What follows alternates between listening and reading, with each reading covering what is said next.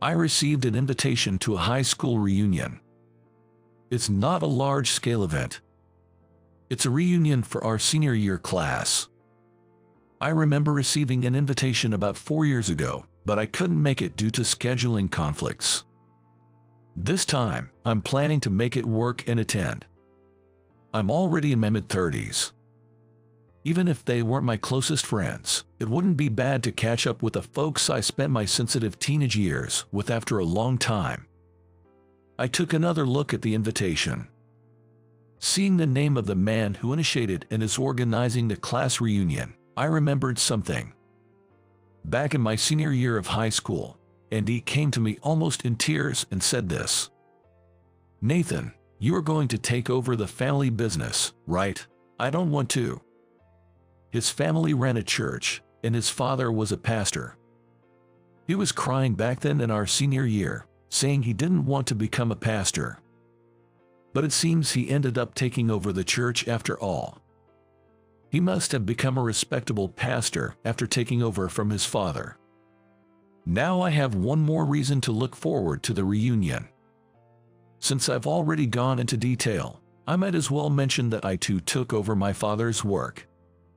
My dad is a family doctor. It's the so-called family doctor or town doctor. It's been almost 5 years since I joined my father's practice after working at a university hospital. My father is still actively continuing as the head of the practice. Old-time patients have always referred to my father as Dr. Senior Thompson and to me as Dr. Junior Thompson. About 30 people attended the reunion. Some had changed so much that I couldn't immediately recognize them, while others looked just as they did back in the day. Among them, Elizabeth caught my eye. In high school, she had a mature aura, yet when she laughed, her dimples made her the adorable Madonna of our class. Now, she seemed even more charming, possessing a youthfulness that could pass for someone in their 20s. "Nathan, it's been so long. I've wanted to see you." She initiated the conversation. Her saying she wanted to see me made my heart skip a beat.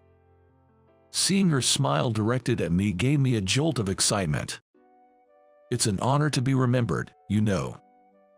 We weren't that close in high school. She was popular with both boys and girls, a high flyer out of my reach. To her, I was probably just one of the many plain, unremarkable classmates. Though she might not remember, there's one unforgettable rainy day memory I have of her. Still, seeing her after so many years and being told she wanted to meet is perplexing. Even now, I'm just a plain, unremarkable local doctor on the surface. At the reunion, she was very popular, quickly surrounded by classmates happy to reunite. "Are you married yet?" "I'm still single." I heard someone say that.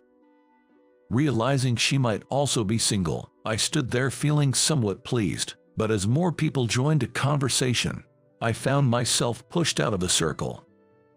It seemed like talking to her wasn't going to happen. So, I made up an excuse about wanting to hear some priest stories from the organizer and was about to leave the scene. Just then, she grabbed my arm and stopped me from leaving. "Nathan, it doesn't look like we'll have much time to talk today. Can we meet up soon, just the two of us?" "Just the two of us, I mean, sure."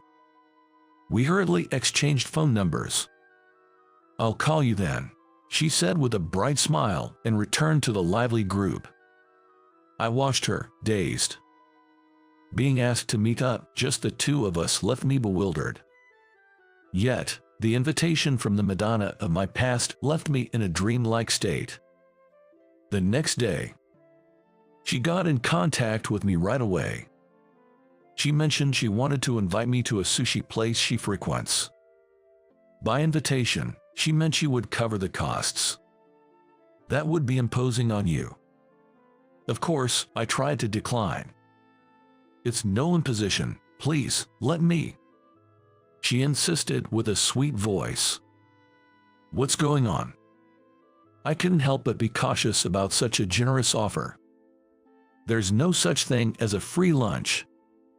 I hadn't asked about her current job, but for all I knew, she could be in some kind of weird sales job, selling ridiculously expensive down quilts or something. "Nathan, you're a doctor, right?" "Yes, that's right." "I want to hear about it, so it's settled, right?" Whether she sensed my wariness or not, she pressed on with that sweet voice. "What kind of stories are you interested in?" When I asked again, puzzled, she said in a voice that was half teasing, half endearing, "That's for us to discuss when we meet." Zing. My heart was struck. It's uncertain whether it's true or not, but one often hears stories about men and women reuniting at reunions and sparks flying, leading to an unexpected romance.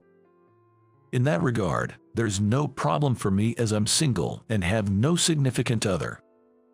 She said she wasn't married either. With these thoughts and filled with anticipation, I happily made my way to the sushi restaurant we agreed on. It had a modern design, resembling an upscale bar. Upon giving my name, I was escorted to a private room. She was already there, waiting for me. "Thank you for coming all this way today," she said, formally greeting me. Something about her demeanor felt off. "You must be busy, being a doctor and all." "Well, somewhat, yeah." She watched me sit down with a smile on her face. But her smile seemed more like a professional courtesy, somewhat distant. "Something feels off," I thought to myself. She rapidly fired questions at me, feeling increasingly uneasy about the clinic hours, days off, and my usual routine, among other daily activities. Indeed, she had mentioned over the phone that she wanted to hear about my life as a doctor. It didn't seem like she was trying to sell me a luxury down quilts, but still. "What's this about? Are you researching the lifestyle of a town doctor like me?" When I couldn't hold back and asked, she seemed to freeze up, tensing all over. "Is something wrong?" As I spoke, she slapped her forehead with the palm of her right hand. Then, she hastily pulled a business card from her bag, readjusted herself in her seat with a rustle, and presented the card to me with both hands. "I'm so sorry. I mistakenly thought I had already introduced myself at the reunion." I took her business card and glanced at it. She was a talent manager at an entertainment agency. She explained the situation with an apologetic tone. She managed a male talent in his late 20s. "He's got good looks and a nice personality. Kind of reminds me of you, Nathan." She flattered me as she began her story. The male talent wanted to focus mainly on acting in the entertainment industry. However, he had not been fortunate with the roles he received and had been somewhat lacking as an actor. Then, suddenly, he landed a leading role in a television drama. The role is of a young, handsome town doctor. That's why you were the first person who came to my mind. More compliment. In short, she wanted to conduct research for the talent's role preparation, and just then, the invitation to our class reunion arrived. As soon as she saw me, she blurted out how she wanted to meet me. Unbeknownst to me, I got carried away on my own. This was the gist of her story, but her flattery felt like a sales pitch at times. However, I figured she was just trying not to upset me, and let it slide. After all, she was just doing her job by approaching me. It was foolish of me to harbor any faint hopes. As I listened to her story, a question formed in my mind. It was about the TV drama where the talent she manages was cast in a leading role. Could it be? I'm so bad at this. I acted as if I had already told you about this and ended up asking all those impolite questions up front. After she finished explaining, she lightly tapped her head. Watching her do that, I found her slightly clumsy side rather endearing. And so, I decided to clarify my suspicion about the TV drama she mentioned her talent was starring in. "So, what's this TV drama about?" I asked casually, and she replied, "It's a late-night series, kind of a light-hearted mystery, I guess." Each episode is self-contained, spanning across 8 episodes in total. Each one lasts for 45 minutes. Each episode involved the young town doctor protagonist uncovering the mystery behind incidents occurring at a certain high school. There was no longer any doubt in my mind. There's an original work for it, right? I pretended to ask innocently. Yes, there is. It's a light novel genre. I wouldn't expect you to know about it, Nathan, since it's probably not your thing. If it was a light novel, then it was almost certainly the one I wrote. It turned out just as I had expected. I couldn't help but let a smile slip out. Then she took the original book out of her bag and held it up to me, saying, "The author, you see, has just recently made their debut." This newcomer novelist, who burst onto the light novel scene like a comet, was shrouded in mystery, with no public photos, age, or even gender disclosed. But I knew the true identity. It was me, inheriting my father's practice and working as a town doctor. The job of a doctor often involves long hours. Holidays are few and far between. Even outside of working hours, I can't relax because I might have to respond to emergencies or sudden changes in a patient's condition. There are also conferences and study groups to attend. But even doctors are human. Everyone is different. Some drink, some go out at night. In my case, my hobby during breaks was primarily munching on snack foods while reading. And it was always mystery novels. Being a private practitioner, as opposed to a hospital doctor, does allow for some flexibility in setting my own hours and taking days off, somewhat easing the long hours. Especially in my case, having my father around gave me significantly more free time than when I was working in a hospital. It was right after I switched from being a hospital doctor to join my father's clinic. I happened to read a mystery novel set in a medical environment. However, its plot was so far-fetched that I stopped reading midway. At the same time, I thought to myself, if something like this can be published, then I can write one too. The publisher of that book was holding a competition to discover new authors. With my newfound free time, I decided to take on the challenge of writing a mystery novel featuring a town doctor as the detective. I submitted my finished work to the competition. It didn't even get selected. However, later on, one of the judges from that competition, an editor, reached out to me. They said my writing and story structure needed work, but the medical aspects were realistic and good. They also found the setting of the main character as a town doctor interesting. Given that, I was invited by the editor to try my hand at a light novel he was planning. The idea was to use the town doctor from a story I had written as the detective in a high school mystery he was devising. The plan was to publish one story in a monthly magazine to gauge reader response, so over 6 months, I completed a work of about 80,000 words. This story was well received when published in the magazine, leading to a series and eventually a book publication. And now, that book was being turned into a TV drama. The show is a comedy with no gruesome incidents, where the recurring highlight is the protagonist, a town doctor, dramatically revealing the culprit with a "was you" moment. However, this is always interrupted by a call from an elderly patient, a childhood friend, asking for help with her unending diarrhea.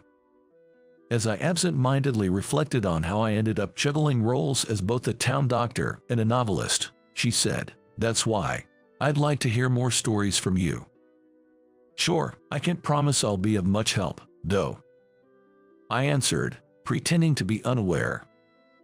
Maybe this was the moment to reveal that I was the mystery author behind the drama. However, I had kept the identity of the author hidden from the public and had missed the timing to reveal it in the conversation. Moreover, compared to the renowned author Mr. Thompson, she should find it easier to reach out to the town doctor, who was her high school classmate. Who knows, with these meetings, trust might grow and turn into something more, right? I calmed my racing heart. I'm a doctor, after all. It's not uncommon for novels and comics to be adapted into movies or TV shows. Of course, the author's consent is necessary for such adaptations. The publishing company approached me about the drama adaptation. I was also shown a project proposal for the drama. In my book, I set the historical background to the time when I was in high school, but now it's been updated to the present. New elements, not found in the original, such as a young female teacher, have been introduced to add a romantic storyline with the protagonist, a town doctor. These were among the suggested changes. Whether novelists or manga artists, creators often have a deep attachment to their work and a unique worldview. That's why I've heard that some authors can be quite vocal and demanding when it comes to adaptations. However, being a newcomer, I believed that printed words and visuals are inherently different. So, as long as the drama didn't completely deviate from the essence of my book, I was open to letting them do as they pleased. The drama script was sent to me, but I merely skimmed through it without giving it much thought. Little did I know, I would end up getting involved like this. A week later, she reached out, wanting to give me an update. In return for the last time we went out for sushi, I met up with her under the condition that it would be my treat at a place I knew. Sorry for choosing a place like this, even though I said it was my treat. I took her to a local Chinese restaurant near my clinic. It was my favorite spot for lunch, but it was my first time there at night. It has a nice, old-fashioned vibe, doesn't it? Contrary to her words, the look on her face as she scanned the restaurant clearly showed her bewilderment. I guarantee you'll like the taste. I casually ordered a couple of drinks and a few dishes for us. The drama was still in the pre-filming stage, doing script readings and costume fittings. When I asked if things were going smoothly, she replied, "Well, it's going smoothly, but," indicating there was a discrepancy between the protagonist she had envisioned and the reality. The protagonist in the original is more straightforward and simple-minded, you know. She pondered over this as she started with the spicy Chinese-style cucumber dish. "Oh, this is good." She then reached for the bamboo shoots and roast pork on the table, repeating her praises with each bite. That part wasn't really changed in the script, was it? At my words, she looked up, puzzled. I let it slip. Now it's obvious that I've been reading the script. Well, I mean, that was a question. Isn't it like the original? Well, yes, but whether it was the talent she managed not getting the character right, or the director's guidance, she was clearly not satisfied. Stir-fried greens, wood ear mushrooms with eggs, and sweet and sour pork. We finished the meal with a mixed fried rice and left the restaurant. Thank you, it was delicious. It turned out to be just a regular dinner, didn't it? I remarked, but she shook her head. Talking to you, Nathan, I somehow feel better, thanks. A few days later, she contacted me to say that the filming had finally started. She was also present at the set. Though it was just the beginning and the final product was uncertain, she sighed, feeling that it still differed from her vision. But isn't it common for the protagonist to differ from the original in adaptations? While I'm not much of a drama buff, I am aware that it's not unusual for people to criticize casting decisions as being unsuitable or miscast. It's not just the protagonist, it's the overall tone. I wish it had more of the nostalgic feel like in the original. Her mention of nostalgic took me by surprise. I hadn't intended to infuse my book with nostalgia. However, I did reminisce about my high school days while writing. Perhaps she, having spent the same years at the same school, felt a connection and sensed nostalgia. But the setting of the drama is in the present, after all. Yeah, that's true, but how did you know? Once again, I had let something slip. It's just that, I heard it from you. I blurted out an excuse in my panic. She asked back, "Did I tell you that?" I lied, "Yes, I heard about it." That day, my clinic was closed. It had been raining since morning, and I had been cooped up in my room at home, doing some research. She contacted me around noon, saying that the outdoor shooting was canceled due to the rain and she had some free time, so she suggested we have lunch together. How about that Chinese restaurant we went to last time? I had been there for lunch the day before, but I agreed and we met up at the restaurant. We bumped into each other in front of the restaurant by chance. We shook off the raindrops from our umbrellas at the entrance and then went inside to place them in the umbrella stand. After we ordered and were seated across from each other, she took a book out of her bag. It was the book I wrote. This is the original book for the drama, but I decided to reread it from the beginning. She said, showing me the cover of the book, "Aren't you in the middle of shooting? Shouldn't you be reading the script rather than the original book?" I picked up mighty. "That's true, but I noticed something interesting." She leaned in, her eyes sparkling with excitement. And then she said, "It's similar, just like our high school days." I'd almost choked on the tea I was drinking. The description of the high school in the book, from the main gate to the school building connected by a gently curving uphill path, with holly bushes planted on one side and 2 tennis courts on the other, as well as the layout of the school buildings and the bicycle parking area, was exactly like our alma mater. "Aren't most school layouts somewhat similar?" I replied, trying to maintain my composure despite my inner panic. "There's more." She went on to say with certainty that certain characters in the story resembled our classmates, and in another episode, there were characters similar to other people we knew. "If you think it's a lie, you should read it too, Nathan. I'll lend you the book." I took the book she offered and placed it next to me on the table, pretending to be uninterested. I thought it was time to change the subject. I looked around the restaurant for a new topic. My gaze stopped at the umbrella stand by the entrance. I had a bad feeling. And that feeling turned out to be right. In episode 6, there's an umbrella theft incident. She didn't need to tell me. I was the one who wrote it. I remember it clearly. On a rainy day, an umbrella is stolen from the stand at the entrance of the school building. The umbrella belonged to the class's idol. The town doctor detective takes on the case, identifying 3 suspects. Mala student A, who had a secret crush on the girl and wanted an excuse to be close to her. Female student B, who was jealous of the popular girl and looking for an opportunity to harass her. Mala student C, who had previously been a victim of a similar crime and wanted to take revenge by stealing umbrellas indiscriminately.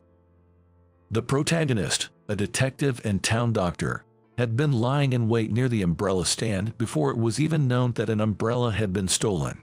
He approached a female student, asking, "Was your umbrella stolen?" and cleverly deduced that male student A, who had walked her home under a shared umbrella, was the thief.